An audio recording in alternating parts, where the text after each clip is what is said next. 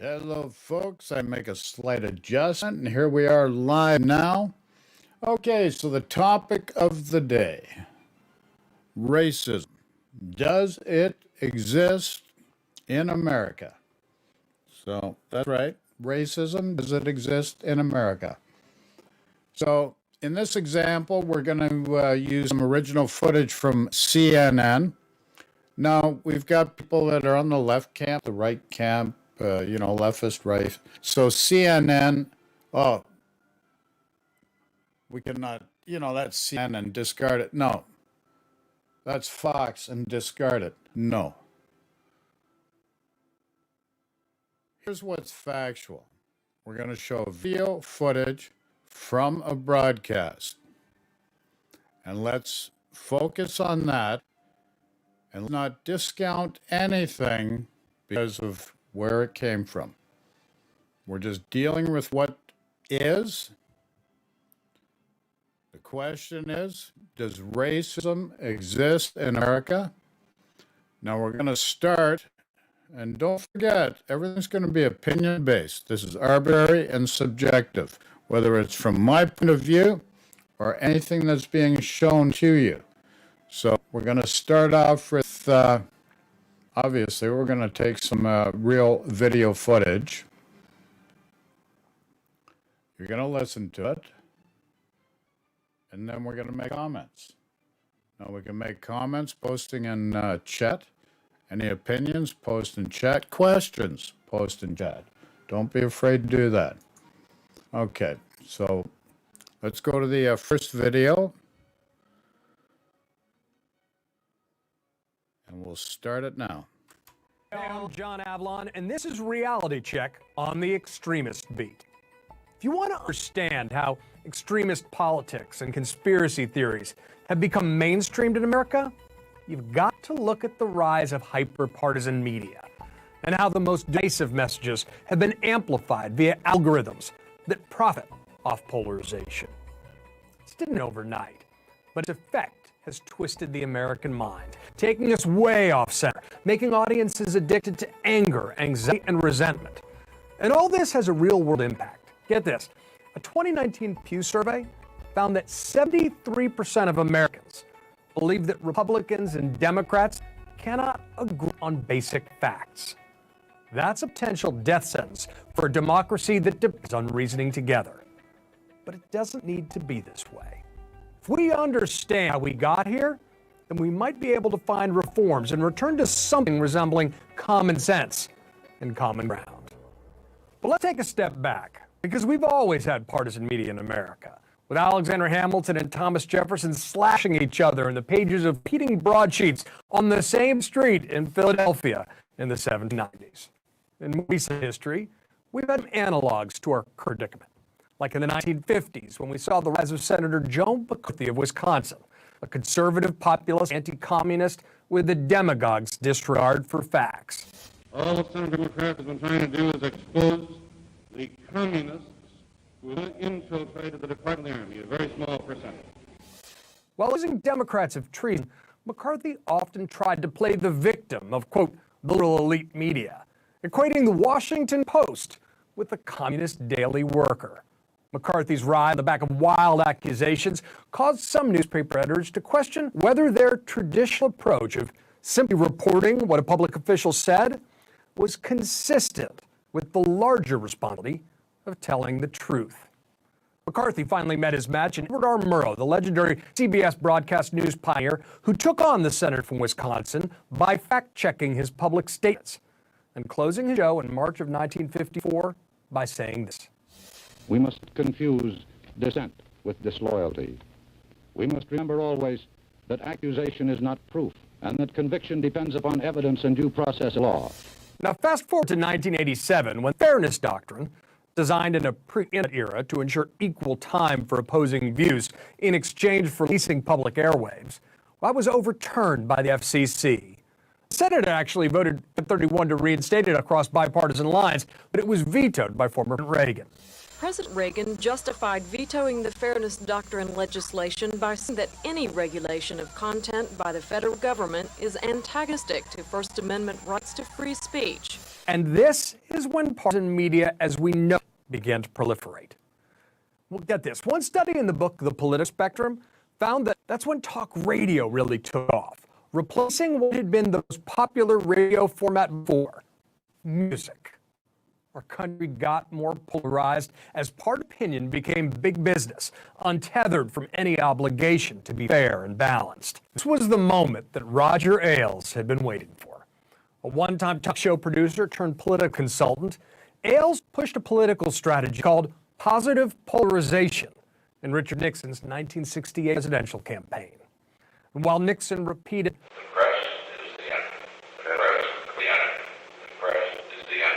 like a mantra, Ailes envisioned the creation of a conservative news network that could counteract major newspapers, big three networks at the time.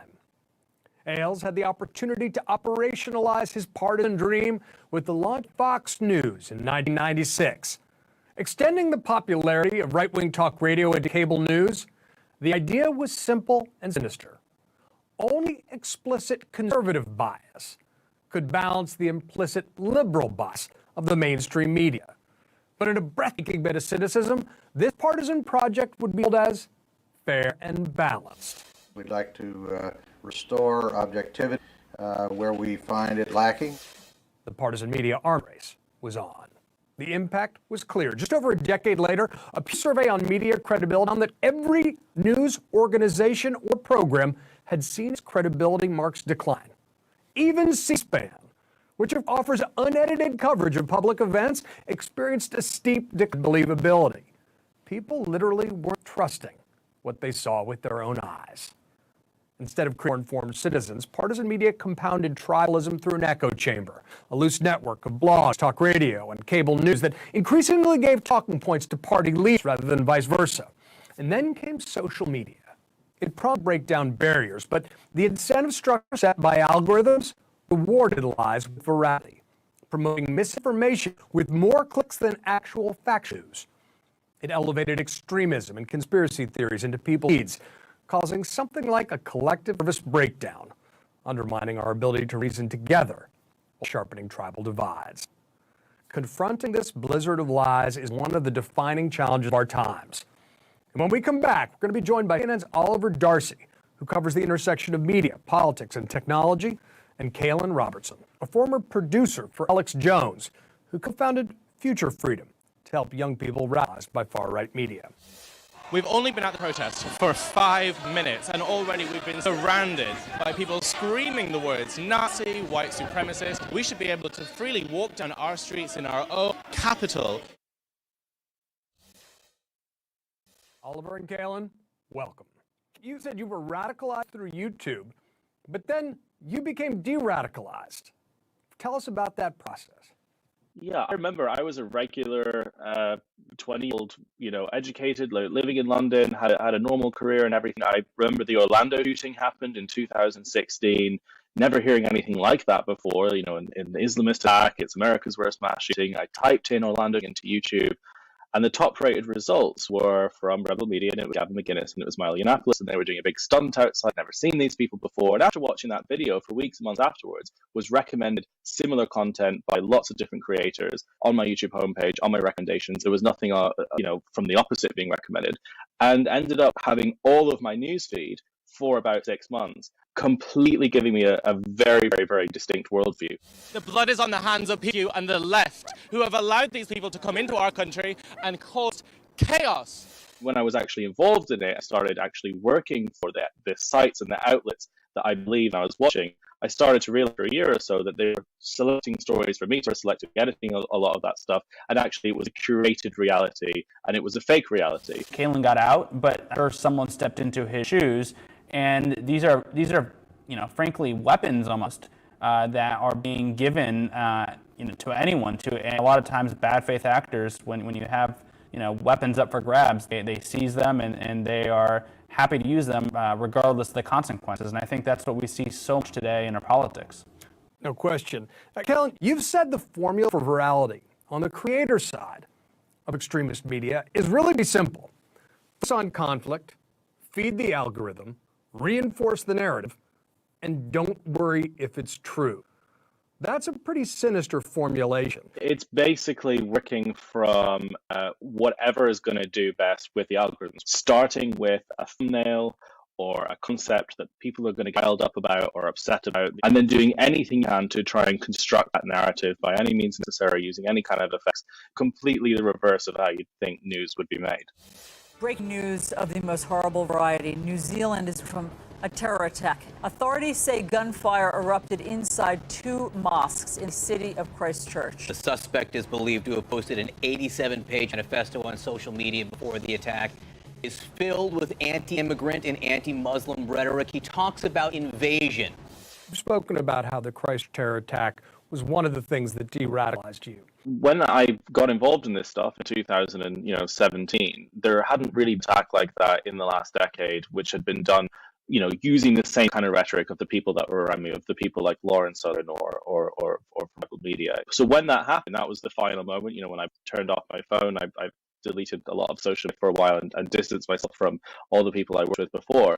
But I read that manifesto from the shooter, and it was almost identical scripts that somebody was reading from the teleprompter in the documentaries made, or a lot of the stuff that Lauren Southern was putting out, and it felt completely close. That's a profound thing you just said, that when you read the quote-unquote manifesto by a terrorist, that you recognized same lines that you'd been writing in scripts for your alt-right clients. That's chilling.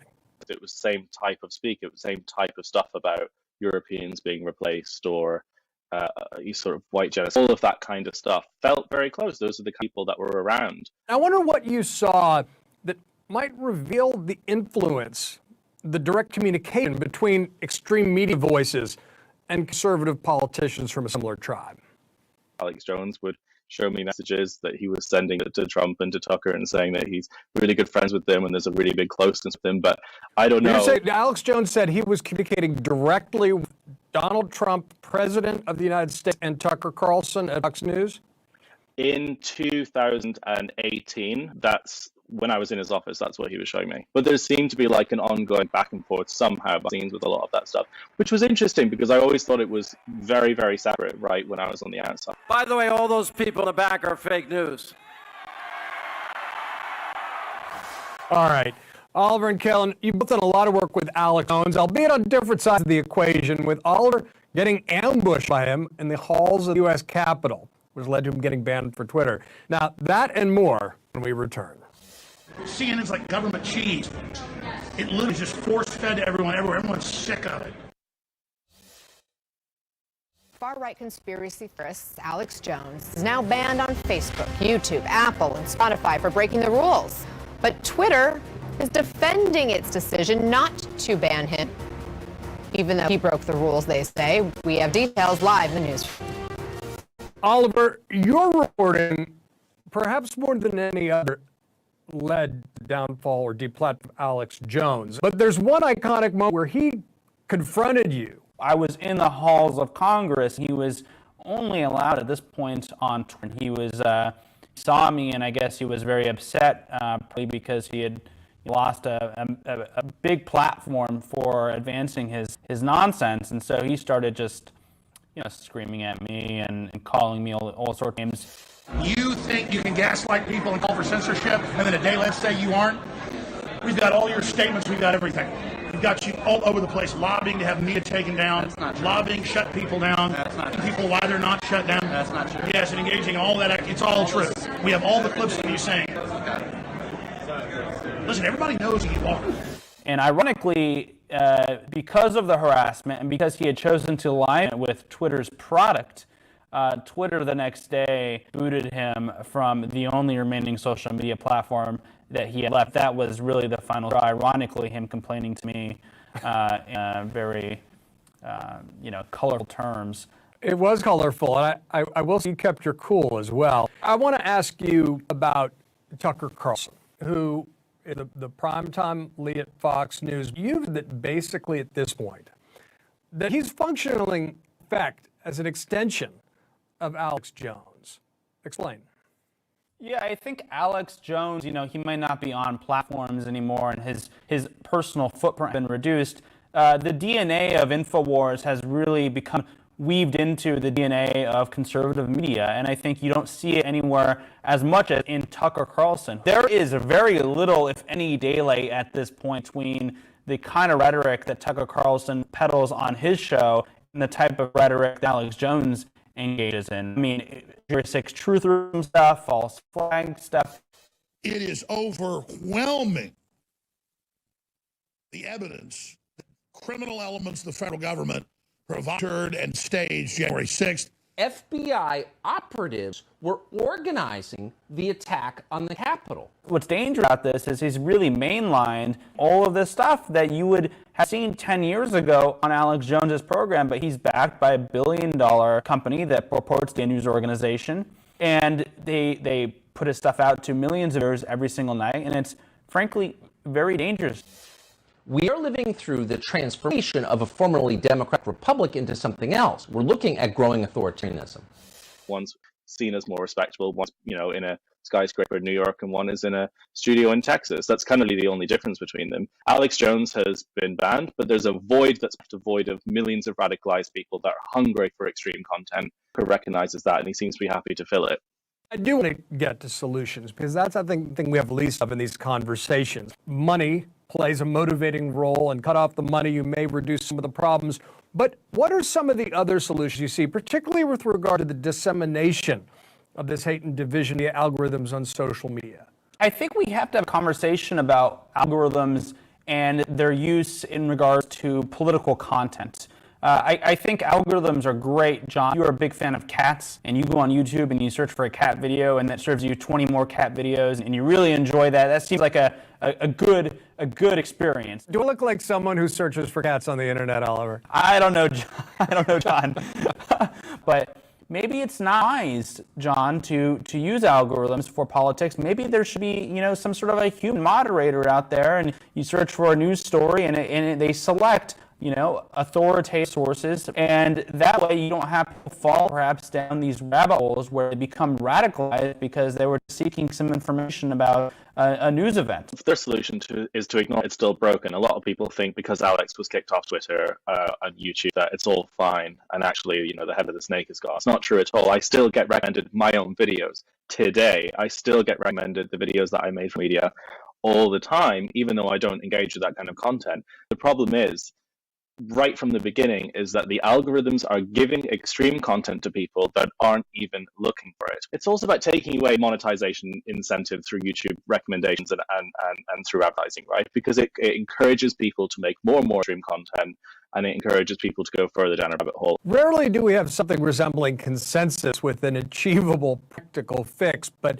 what I'm hearing is consistent with what you're increasingly hearing in hearings about Facebook and other places. If you fix the financial incentive structure around the algorithm recommendations, you would see less extremism and less conspiracy theories being served up, and therefore probably have less of that in our civic discourse. That's what's disfigured our democracy to date. You're both doing important work.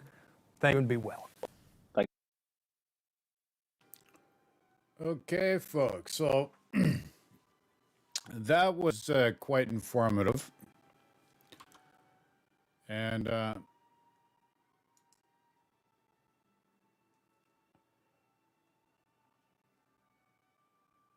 it's an interesting conundrum because right now we got a major left and we got a major right. There seems to be no middle ground here. It's either far left or far right. And this is in the eyes of the general. Let's make a generalization. So, you're on the left or you're on the right. There's nothing that seems in between. That's the way everybody's looking at it. So, is there a way to fix that by moderating it? Or the algorithms need to be changed? Well, that's an interesting point of view. So those are the questions we need to ask. And secondly, a lot is produced in a way to get your attention for monetization. And that is, for a benefit, a financial benefit. So how do we balance all these different factors to come up with a fair representation? Takes care of the left, takes care of the right, and all in between. So this is going to be something for a different conversation down the road. But yet at the same time, why we're putting this here at the beginning is next, we're going to see how it's politicized. So the next video is going to be portraying or just putting it out there so that we can see how or get an idea of how it may be politicized. So we're just going to take a little few seconds to get the video ready. And in the meantime, questions, comments, post in chat or place in the comment section below, please.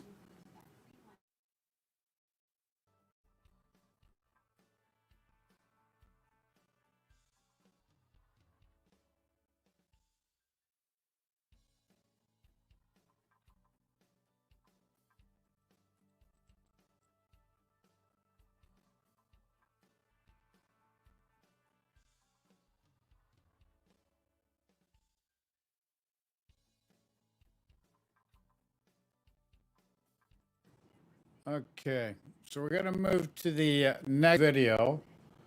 And what a better way to portray how it's been politicized. Take a candidate from the left, take a candidate from the right. Now, from my perspective, I don't see left or right. But for purposes that and the general construct in society, we've got left and right in America, and pretty much everywhere around the world for that matter. So we're going to have, this is focused on racism in America, a political candidate in the left, political candidate in the right. Okay, so we're going to go to the video. And as I said, any questions, concerns, or anything else, just throw in chat. As well, you can comment below in the events after the live stream. So let's switch to the live screen now.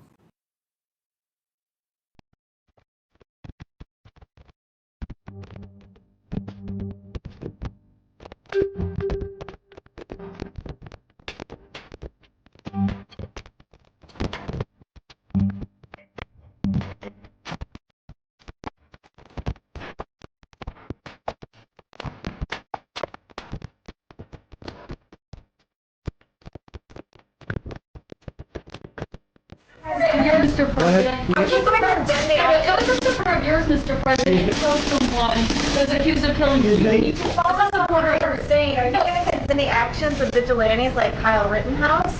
We're looking at all of it. That was an interesting situation. You saw the same tape as I saw, and he was trying to get away from them, I guess, it looks like, and he fell, and then they very violently attacked him. And it's something that we're looking at right now, and it's under investigation. But I guess he was in very big trouble. He would have been. He probably would have been killed. But it's under investigation. Do you think private citizens should be taking? I'd like to see law enforcement take care of everything. I think everything should be taken care of law enforcement. Again, we have to give our cops back, at least back their dignity. The respect. They're very talented people. They're strong. They're tough. They can do the job. But we've taken it away. We don't want to have, when somebody makes a mistake, he chokes. Or in some cases, you have bad cops, so we have to take care of them. In other cases, they choke. They have a quarter of a second to make a decision. And sometimes they make the wrong decision. If they make the wrong decision, if they make the wrong decision in the other direction, probably dead. So they choke sometimes, and that goes on the evening news for weeks. And The thousands and tens of thousands of great things they do, nobody covers that. Nobody writes about that. But if they make a mistake, and again, the bad cops, everybody agrees, have to be very fun, bad cops. But sometimes you have a cop, police person who's a good police person, right? Good. But they choke. You know, the timing, they go through this and they study this and they work on it all the time. They literally have a quarter of a second to make these decisions. And they make a wrong decision, and it's very devastating. But I will say this, I honor law enforcement. We wouldn't be here right now if it wasn't for law enforcement. We have to stop this horrible left-wing ideology that seems to be permeating our country. And basically, it's weakness. It's weakness on behalf of Democrat politicians. Republicans, we don't have problems. You take a look at our cities, are doing very well. They're safe. They're secure. I spent a lot of time in Texas, as you know, just a couple of days ago, and I was with the governor of Texas, Greg Abbott. He was explaining he wouldn't put up with it for a minute. They just don't have the kind of problems that other people have. Thank you very much. The president is incapable of telling us the truth, incapable of facing the facts, and capable of healing. He doesn't want to shed light. He wants to generate heat, and he's stoking violence in our cities. Rioting is not protesting. Looting is protesting. Setting fires is not protesting. None of this is protesting. It's lawlessness, plain and simple. And those who do it should be prosecuted. Fires are burning. We have a president who fans the flames rather than fighting flames. But we must not burn. We have to build.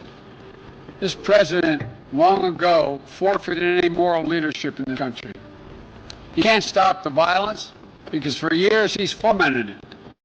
He may believe mouthing the words law and order makes him strong, but it's clear to call on his own supporters to stop acting as an armed militia in this country shows how weak he is. Crises under Donald Trump kept multiplying. COVID, economic devastation, unwarranted police violence, emboldened white nationalists, reckoning on race, declining faith. The incumbent president who makes things worse, not better. An incumbent president who sows chaos rather than providing order. An incumbent president who fails in the basic duty of the job, which is to advance the truth that all of us know, that we're all born with the right to life, liberty, and pursuit of happiness. These are not images of some imagined Joe Biden. Okay, so there we go. There's that. You've got the left and the right, both portrayed there.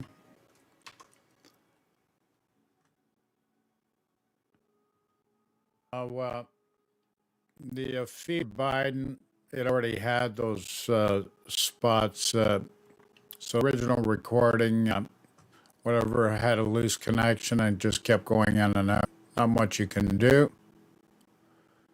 So now what we're going to do is go to Rittenhouse's message to Biden. So Rittenhouse's message to Biden, dated November 23, 2021, after he's not guilty. And I've got to say, his not guilty was, from my perspective, understand it's just my perspective, watching video footage, and I watched this one quite closely. It's very obvious that he acted in self-defense. May be hard for some people to understand, but if you can't see it, I recommend you look closely at good video of the actual incidents in order to arrive an understanding. So, from my perspective, it was obvious that Rittenhouse was the victim, believe it or not. And the people that initially were claimed to be the victims, and yeah, they died, so it was a bad situation all around. It's a no-win situation. It's just bad. But let's stick with the fact is we're not going to make everybody happy in this situation. Feel for the victims. When you look at the actual video footage, you'll understand the Rittenhouse just acted in self-defense. Otherwise, he would have been dead himself. He went there with intentions, got himself into a situation he was not prepared for, didn't expect, I'm sure, and he acted as best he could for his own survivability. So let's look at, this is after the trial and the not guilty verdict, and his message to Biden, and there's going to be some commentary from Chris Como in this video, but, take it for what it's worth.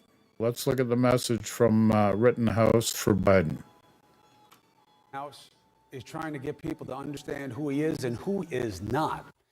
He goes on TV tonight with a guy who says, if Kyle Rittenhouse can save his own life, you can too. What kind of message does that send? Well, we know what it sends. That's why people are trying to have Kyle Rittenhouse gun sales. And you see that the Anti-Defamation League says it noticed a surge in right-wing calls to arms online, especially after the verdict. See, that's what Rittenhouse has gotten looped into. He says, his lawyer says, it's unfair, it's not him. And the response to that on the left has been, well, this is something that we have to put down. We have to put down Rittenhouse as one of these people. And that even went all the way to a campaign ad for President Joe Biden, who used a picture of Kyle Rittenhouse as a white supremacist. He's not that either. Here's his take on that. What did you make of the United States calling you a white supremacist? Mr. President, if I could say one thing to you, I would urge you to go back and watch the trial and understand the facts before you make a statement. It's actual malice, defaming my character for him to say something like that.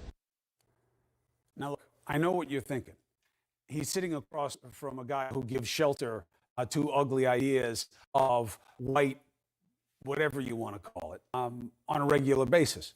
This guy is not Tucker Carlson. I know he was there. I know they gave access. Those bad choices. But I think that there's a lot of bad going on here. And let's discuss now with Van Jones. In terms of what Kyle Rittenhouse and this verdict means and what it doesn't mean, what's your take? Well, listen, I'm glad for himself. I think the reason that you have a lot of shock and anger and frustration from the black community and from progressives is there's never been an African-American kid. You think of 400 years of provocations and bad stuff that's happened and threats against us. There's never been an African-American kid that walked around with an AR-15 and shot 3 people and got held as a hero ever. And it will never happen. And so there's just from the very beginning a sense that there's a two-tier system here where we don't have the right to self-defense in the same way.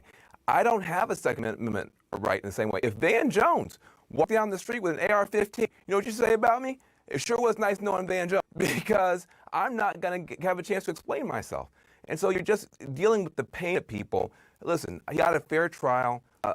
Nobody's arguing anything negative about the jury. Biden himself said, respect verdict, respect the verdict. But there's still pain here about this sense of difference. We don't have the right to self-defense in the Second Amendment in the same way that others do.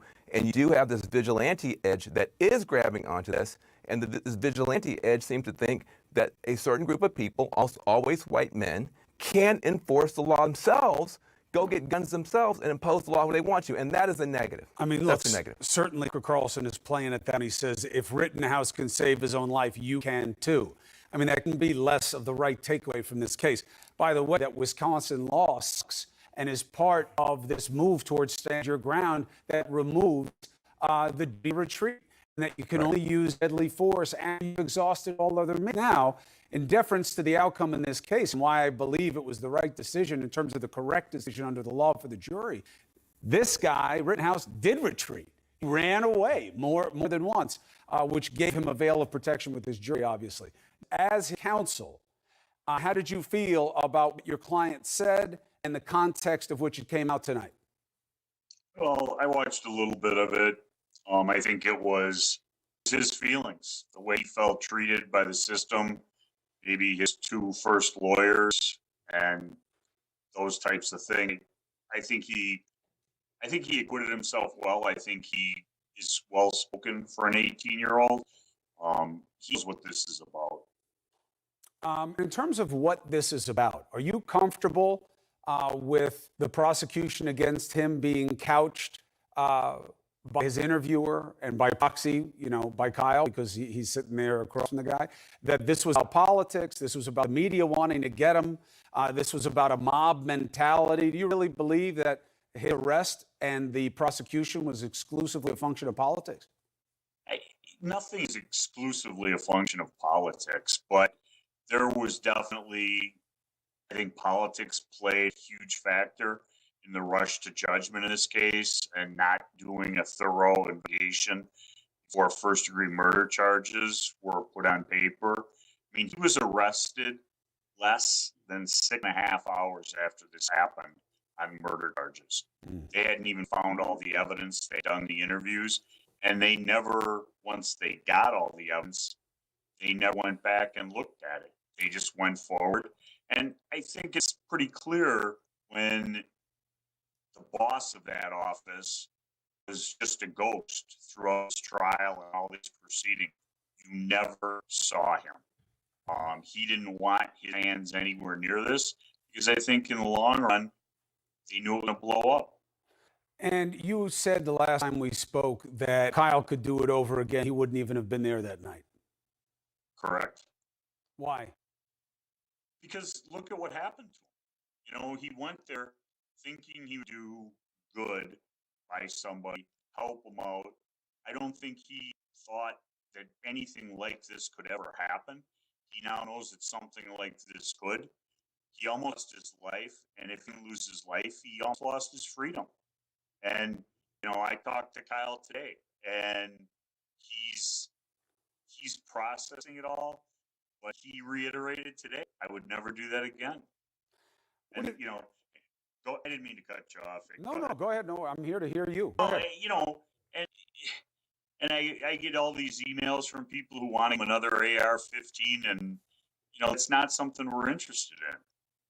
He wants to go on with his life. He wants to be, relatively quiet and go to college and get a degree, be a productive member of society quietly. What do you think of those efforts and those moves by satellites and situations saying, hey, let's have a Kyle sale until Thanksgiving, a sale on guns because we're celebrating? Or the politicians who have said, oh, I want to give him an internship without knowing anything about the kid, just knowing that he was acquitted.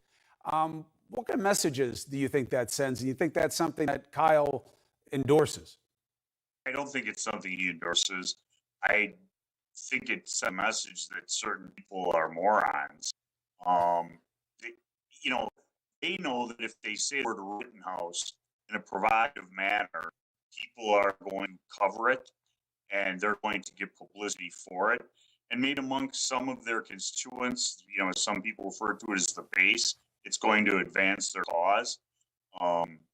It's profiting on tragedy. Are you worried about litigation now? Different standard. You don't need unanimous, obviously, a unanimous decision from the jury. Are you worried about that? Not really. The facts are the same. And who are the aggressors? The one lawsuit that's currently going on, Kyle is not even a named defendant. And, any lawyer who wants to be successful knows that a third zero is zero. And I just think the lawsuit against Kenosha County, the city of Kenosha, and the law enforcement, I think it's laughable. The complaint filed against Kyle on behalf of Mr. Groskowitz doesn't mention the fact that he was armed with a firearm when he went at Kyle. And it's based upon one statement somebody from an MRAP saying, we appreciate you guys. I don't think that is enough to show that Kyle was acting under color of law or anything along those lines. Mark Richards, you said a lot of people were commenting on what you said, and they don't like this and they don't like that.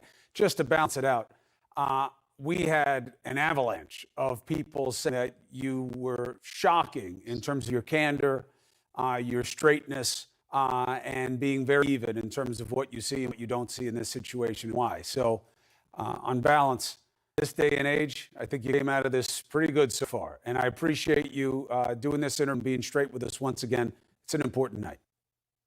Appreciate the time. I hope eventually we can fade into the dark. Mark Richards, have a very good Thanksgiving. Thank you. You too. Bye. Okay, so there we go.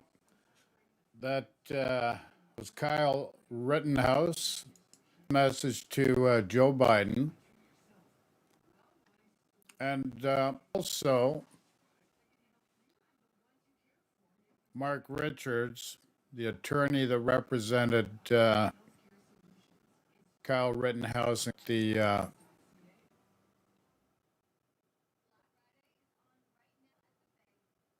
not guilty plea, not guilty verdict, sorry, not guilty verdict from the jury. Okay, so you watched at the beginning of that video where Kyle was right in front of Tucker Carlson,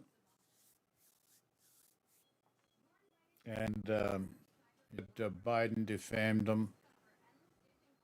So Biden has a history of sometimes commenting off the cuff before he knows what really. And I shouldn't make an excuse for him. Let's just leave it. He has a history. Biden has a history of sometimes making comments off the cuff without looking closely at the situation. But one thing about him, Biden's willing, when he's wrong, he's willing to walk it back. Now, you might say, well, that doesn't happen all the time. Or maybe sometimes chance for that to happen hasn't happened to do that. Nonetheless, I'm not making excuses for him. I just think he's a pretty straight shooter and wears his heart in his sleeve. So let's see Biden's response after the acquittal when he was asked if he stands by his comment that Rittenhouse was a white supremacist, or made the association with white supremacy and Kyle Rittenhouse together. So let's go to that video.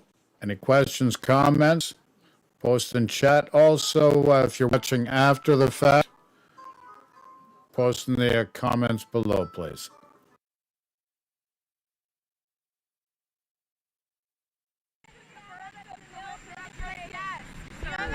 Do you have any reactions to the Kyle Rittenhouse verdict? I just heard a moment ago. Do you have any reactions? I didn't watch the trial. Do you stand by your past comment that takes him white supremacy? Well, look, I stand by what the jury has concluded. The jury system works, and we have to abide by it. Sir, what is the state of your health, sir? What is the state of your health after this exam today? Good. They're going to release all the detail. I feel great. Nothing's changed. We're in great shape. Okay, so as you had witnessed, he stands by what the jury concluded, and that was the not guilty verdict. So that's his position. This on the public record so that there's clarity on the subject now on November 19th, 2021.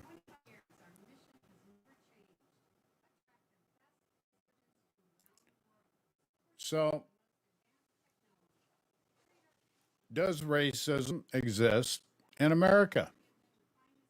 That is the question. Does racism exist in America? So we're going to pivot to the Arbery trial.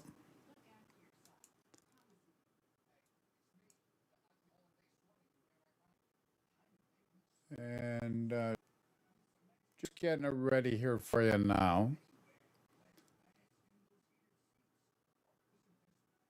So doesn't matter where this video content comes from. It comes from a reliable source.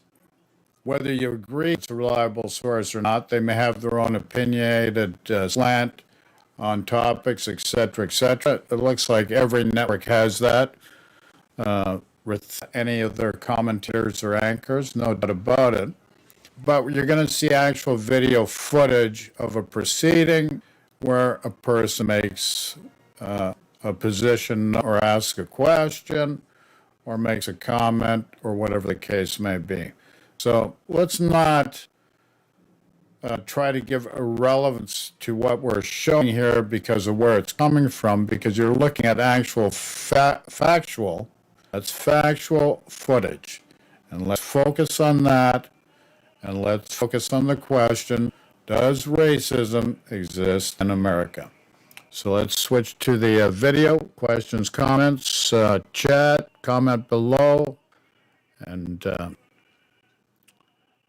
going live now. In just a couple of hours, the last word in the trial of the men accused of killing Arbery.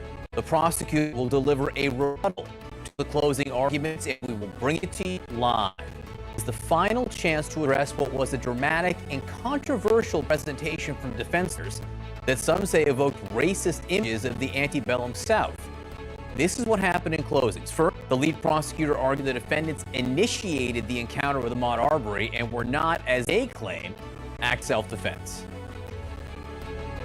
All three of these defendants made assumptions about what was going on today, and they made their decision to attack Ahmaud Arbery in their driveways because he was a black man running down the street. Now, lawyers for Travis McMichael, his father, Greg William Roddy Bryan, painted them as concerned neighbors worried about reports of burglaries in the area, and they blamed Arbery for his own death. He told about the thefts and the burglaries, the totality of the facts, why he believed what he did, that he wanted to follow him, that he wanted to talk to him, that he wanted to stop him, for the police to detain him. Don't be fooled by this word arrest. You don't have to announce you're under arrest. Why isn't Mr. Arbery asking help? Why isn't he calling out, hey, somebody call 911. There's crazy people after me. Maybe it's because Mr. Arbery doesn't want help. Turning Ahmaud Arbery into a victim after the choices that he made does not reflect the reality of what brought Ahmaud Arbery to Satilla Shores in his khaki shorts with no socks to cover his long, dirty toenails.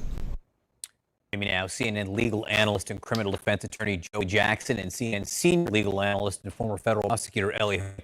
Fred, we're going to get to the long, dirty toenails issue in just a moment. First, though, Ellie, I want to address what we're going to see this morning, which is a rebuttal from the prosecution. What exactly is that? And why is it important that it's happening this morning? So a rebuttal is the final word, is the prosecutor's chance to address and, hopefully, if you're the prosecutor, correct all the things that the defense lawyers, in this case, 3 of them, just argued. Now, I think there's an interesting tactical advantage to the prosecutor to getting to go this morning. Now, when I was giving rebuttals as a prosecutor, I used to like to try to stand up immediately before the defense lawyer even hit the seat and basically say, everything that guy just said is bogus. However, there's a practical issue with the 4:30 p.m. rebuttal. You've got it's been sitting there all day. They're exhausted. They've heard more information than any human being could process. And the whole time you're going, they're just going to be thinking, oh my God, I got to get to the supermarket. I got to feed my kids. It's 15. What's going on? Now they go home, they sleep. You get to open today as the prosecutor. You get the final word. Judge instructs them. They deliberate. The most recent thing they've heard is your rebuttal. So I think there's a nice advantage there for the prosecutors. Joe, I want to address what we just heard from the defense there. The long, dirty toenails for Ahmaud Arbery. That was from one of the defense attorneys there. I had a chance to speak to Arbery's mother, Wanda Cooper Jones, overnight. This is what she said about the moment. It actually caused her to get up and walk out of the courtroom when that was said. Listen. It was very, very disturbing. I thought it was very, very rude to talk about his long, dirty toenails and to totally neglect that my son had a huge hole in his chest where he shot with that shotgun.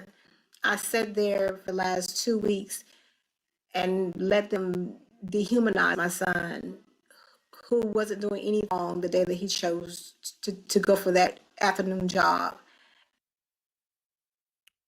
Deplorable and most unfortunate tactic. Listen, I get and understand the defense to do, right? That's the job I do. That's the job we do as defense lawyers.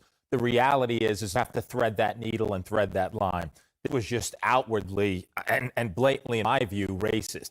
You want to talk about dehumanization? That's what it was about. You have to look at what she said in the context of her larger argument. Her larger argument, John, was about our neighborhood. An interpreter coming in here. We had issues with our neighborhood. We had curfews. We were on edge in our neighborhood. And so if you ask me, she's speaking to that 11-1 split, right? Let's address the elephant in the room. We know from the outset it was 11 white jurors and 1 African-American juror, notwithstanding the demographics of the area, which are 75% white, 25% black. And so I believe that she was really amping that up and trying to wrap her client up in, he is one of you, do not convict. That's not, certainly you want to have the notion of not convicting the client, but to do it in that manner, I just think trans the bounds of decency and is not what we should be doing. How does the prosecution deal with that in rebuttal, if at all? I think the prosecution with that in outstanding fashion. I think the prosecution all along has made the argument that this shouldn't have happened, didn't need to happen, there was no basis in it happening, but not just saying that. Grounding it in law. Why? You talk about citizens arrest law. Citizens arrest applies when you're actually seeing a crime or you have immediate knowledge of a crime. The defense has been arguing about, does it happen the week before, 2 weeks before, the month before? No, it's about happen now. What did the prosecutor say in her, not rebuttal yet, that's this morning, in her initial argument? He was killed because he was a black man walking down the street. She'll get up and say, I told you so, right? And the fact of the matter is that I think when she talks about the prosecutor, the issues of self-defense not warranted. Why? He wasn't engaging, that is Ahmaud Arbery, any felony.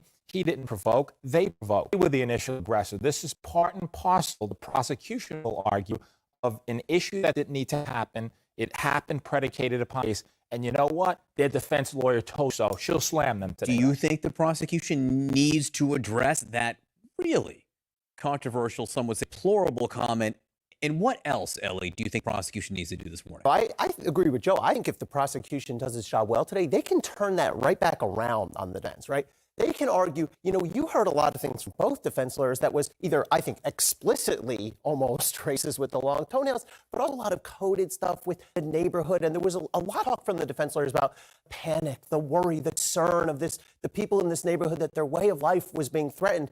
I think you turn that around and you say, that's why they overreacted, folks. That's why this was not a legitimate citizen's arrest, because they were not acting rationally, these defendants. They were acting rashly and, unfairly. And that's why they jumped to conclusions, getting back to the prosecution's defense, and made what prosecutor called driveway decisions. I do think it's worth noting just the grace of Ms. Cooper Jones. I mean, to sit through this trial, have her son attack like that, and just put on the demonstration of grace that she showed in that interview as well. Can I ask about one thing that I noticed in the defense yesterday that we hadn't seen directly before? It's 3 separate defendants here who have 3 different sets of interests. And the attorney for Roddy Bryant at the end there, in his closing, seemed to be suggesting, my client's a different matter here. There may have been a crime, but my client was just filming it. In fact, you even know there was a crime if my client wasn't there. And if I'm in the jury, I might be thinking, is this one of the lawyers saying that the other 2 guys are guilty? Well, it is. But the problem, John, is that should have been utilized at the outset. What you do as a defense lawyer or prosecutors, you have a theme and a theory. And I thought that a theory he had at the end actually resonated, you know? My client had no intent. He was there in the neighborhood. No one knows him. He saw something happening. He didn't have a gun with him at all. He didn't have a rifle with him at all. He just happened to see and he filmed it. He cooperated. What's he doing here? It was those guys who... He didn't even make an opening statement. Had he made the opening statement and put his theory out there, right, and repeatedly every witness, so it's fair to say that my client, you knew he came after the fact. Is that right, officer? And you filmed it. Is that right? And he cooperated with it. Was that true also? So if you had that out there as a long-standing matter, I think it would have been more effective than at the end to come and then to say, oh, by the way, he was just there. And so, you know, we'll see how it resonates at the end of the day. I just think it was a lost opportunity not to do that from the outset. George Ashley Honig, thank you both very much. Okay, folks, we're going to move to the next video. I'm going to pair it now. It's not going to take us very long, just a matter of half a minute to get it prepared maximum. So the question here today is, does racism exist in America? So the next video I'm going to get ready. We'll have it on the screen within about 15 to 30 seconds.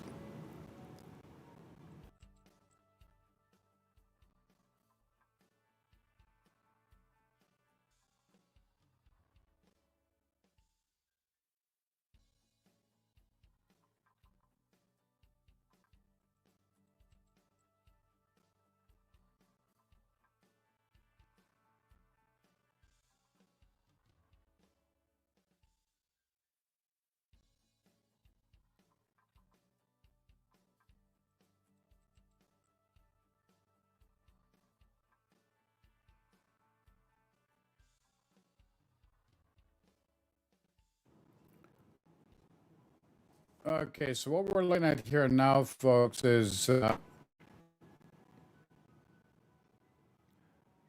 actual footage. We're going to be going to see a commentator present her, whatever, it doesn't matter. But you're going to see live video of the judge in the Arbery murder trial calling out the defense team for what he felt was a lack of appropriateness in his court. So let's move to the live screen now. In just a few hours, prosecutors will resume their case in the murder trial of 3 men charged in the death of Ahmaud Arbery. The judge Monday rejecting the defense request for a mistrial and blasting one attorney for comments objecting to black pastors being in the courtroom. CNN's Martin Savage is live for us in Brunswick, Georgia. Martin, tell us the latest here. Morning, Brianna. Yeah, for a time it looked like this case was going to come to an abrupt and ugly ending, not because of what was said on the witness stand, but because of what was heard and seen in the courtroom. In the context of this trial, we object to his presence in the public gallery inside the courtroom. An explosive morning in the trial of the 3 men accused of murdering Ahmaud Arbery, with a still smoldering racially charged debate spurred on by defense attorneys over black pastors in the courtroom. If somebody is in gallery here as a member of the public, that's their right to be here, and I'm not going to track individual members of the public who come in and out of this courtroom.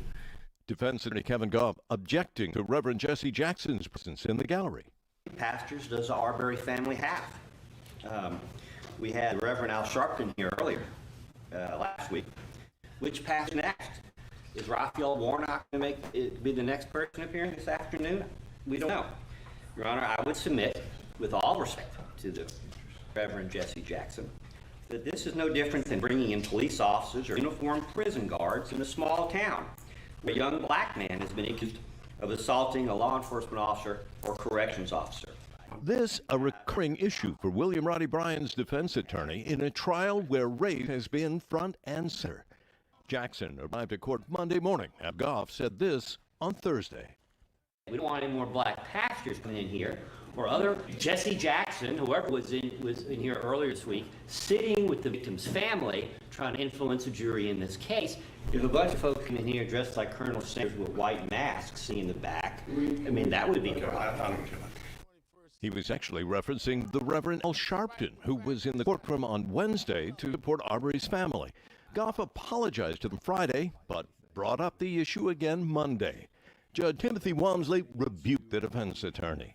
Now, with individual members or individuals coming into the courtroom, I will say this directly in response, Mr. Goff, to statements you made, which I find reprehensible.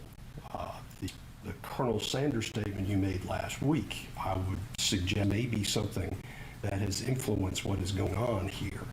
You need to understand, everybody, that your words in this courtroom have an impact on a lot of what's going on. Ahmaud Arbery's neighbor, Carol Flowers, was called as a witness. During her testimony, Arbery's mother began to cry when a photo of her son alive was shown. The emotion leading to a break.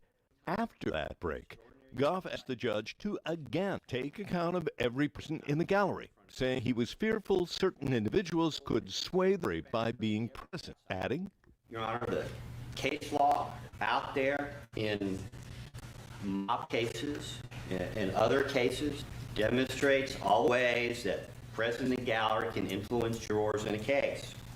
And I certainly don't suggest that Al Sharpton or Jesse Jackson or any other path belong to a mob. But at the same time, we are talking about organized behavior by whoever outside the courthouse leading up to this case, where we have all these community leaders fearful that the city's going to burn. That's when all three defense attorneys moved for a mistrial, claiming their clients were not receiving a fair trial, also citing Arbery's mother's emotions. Based on that outburst, was not granting a mistrial. Jackson said this later outside the courthouse. As for them challenging my right to be there, the judge was my constitutional right to be there, and my moral obligation to be there. I'm about people who are in need, whose backs against the wall. That's what we do. So we want to keep sharing with this family. It's a priority as well as now. The trial resumed in the afternoon with a series of forensic experts testifying about fingerprints, fibers, and enhancements made to a cell phone video. That video shows Arbery's death on February 23, 2020, after he was chased by Gregory and Travis McMichael, an armed father and son, and their neighbor, William Roddy Bryan.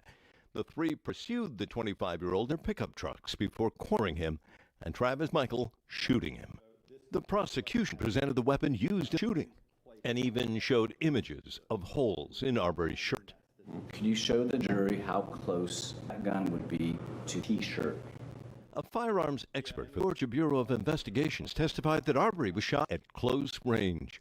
The end of the shot was very close to that fabric when it was fired. But to have something that large, it had to be made by, in my opinion, by the gas, from the tearing of the large amount of gas into the barrel of the weapon. Also observed is the rolling of the fabric where the edges of it are seared and rolled up. Our mother reportedly kept her eyes closed during the replays of cell phone video of her last moments. She later said she was satisfied with the prosecution's case. The state is doing a very fantastic job in presenting the evidence in the case. I'm very confident we will get justice for Ahmaud. As he was getting his car last evening after trial, I caught up with attorney Kevin Goff, and I asked him what's next. He implied he was going to be busy last night working on a new motion. What that motion is about, we're not quite clear, but it's pretty obvious we haven't heard the last on the issue of black pastors and the threat he believes they pose to this case. Brianna and John. Wow. Martin, thank you so much. Joining me now is Charles Coleman, civil rights attorney and former prosecutor and trial attorney. Counselor, thank you so much for being with us this morning. We don't want any more black pastors here. How many black pastors does the Arbery family have? What's the strategy behind what defense attorney Kevin Goff is doing? Well, the strategy, John, is simply to try and appeal to the lowest common denominator, the lowest common factor that he can in terms of throwing out Hail Mary in hopes that somebody is going to leak something to the jury and potentially get someone on the same wavelength that he is in terms of picking up what he's putting down. He has decided he's going to go all out in terms of putting down the dog whistle and picking up the bullhorn around what it is to spout racist rhetoric as a means of trying to connect to the 11 white jurors on that jury as opposed to one black. I have long said that race is the 13th juror in this case. It is being held in Brunswick, Georgia, and from the outset, we saw with respect to jury selection and how this trial has proceeded, and with Bryant's with Go's repeated attempts to keep certain people out of this courtroom, it is undeniable that he's trying to play race card when it comes to securing something for his client. I don't even deny it. I really don't, in a way. William Barber, by the way, last week said to Brianna, and I thought it was very notable. He said, "I'm not a black pastor. I'm a pastor. Right. I'm a pastor." So these are pastors who are in the courtroom there, and what the defense is doing is just blatant. There's no subtlety to it. I want to focus in on something you said there, though, because all these speeches have been made with the jury out of the courtroom, out of the courtroom. So he's got to be thinking then, or hoping, that somehow they catch wind of this. Not just that, I think that's a big part of it. I think he's hoping that at some point something leaks and he's able to connect with one of the jurors with what it is that he said. Not necessarily directly, but through what's going on in the news. We're talking about it. It's being talked about everywhere. He's hoping that someone gets wind of it and begins to think about it. They look across the room into the gallery of that courtroom and they see these prominent figures there. But there's another angle to it as well. He's trying to do whatever he can to make an issue for appeal out of for his client in case he's convicted. I don't think that this is a viable issue for appeal. I don't think that it's an issue that he can ultimately win on appeal if his client is convicted, but it is something that he's trying to create a record around in case that happens. The judge called it reprehensible. Yes. What more could the judge or should the judge be doing in your mind, if anything? Well, I think the judge did the right thing in this case in terms of calling it reprehensible, in terms of denying the mistrial and being very direct. You know, and this reminds me a lot of the famous 1857 decision of Dred Scott versus Sanford. And in that case, the Supreme Court of the United States said that the black man in America had no rights, which the white man was bound to respect. And I think about the whispers of Dred Scott along with what is going on with Ahmaud Arbery in the eyes of the McMichael family and Mr. Bryant did not have the right to go into the house and look at what was going on and go jogging. And now, according to Bryant's attorney, Mr. Go, Jesse Jackson, Al Sharpton, and other black pastors do not have the right to sit in a trial and comfort Ahmaud Arbery's family. That family deserves to be comforted by any who they well choose, and anyone who is sitting there not trying to influence that trial, but interested in just for Ahmaud Arbery, should be allowed to be there. Would he have a similar rejection if it was a white pastor? Great question. Okay. So we get back to the question, does racism exist in America? That's what you need to ask. Any questions, comments? Please post. But understand, does racism exist in America? Based on what you've seen here today, can you answer that question? Can you make a comment? Do you have an opinion? Let us know. So I'd like to thank you for watching. This is Michael J. Till the next time, take care, folks, and all the best. Stay safe, okay? Thank you very much.